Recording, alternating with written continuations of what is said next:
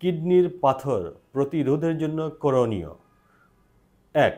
প্রতিদিন এই পরিমাণ পানি পান করুন যাতে করে আপনার দৈনিক 2.5 লিটারের বেশি প্রস্রাব তৈরি হয়।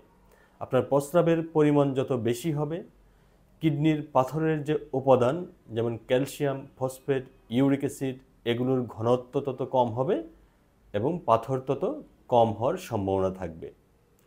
2.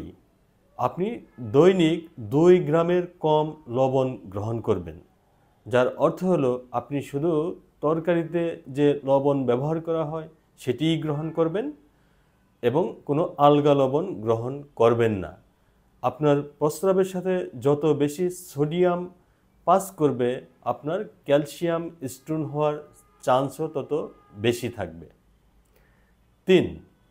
প্রাণীজ প্রোটিন কম গ্রহণ করুন, উদ্ভিদজাত প্রোটিন বেশি গ্রহণ করুন। প্রাণীজ প্রোটিনে প্রচুর ইউরিক অ্যাসিড রয়েছে, যেটি ইউরিক অ্যাসিড স্টোনের মাত্রা বাড়িয়ে দিতে পারে। 4. প্রতিদিন পর্যাপ্ত পরিমাণে সাইট্রাস ফ্রুটস এবং পটাশিয়াম কন্টেনিং ফ্রুটস এবং ভেজিটেবলস খান। এগুলোর মধ্যে রয়েছে লেবুর রস, কমলার রস, মাল্টার রস, তরমুজ, টমেটো ইত্যাদি।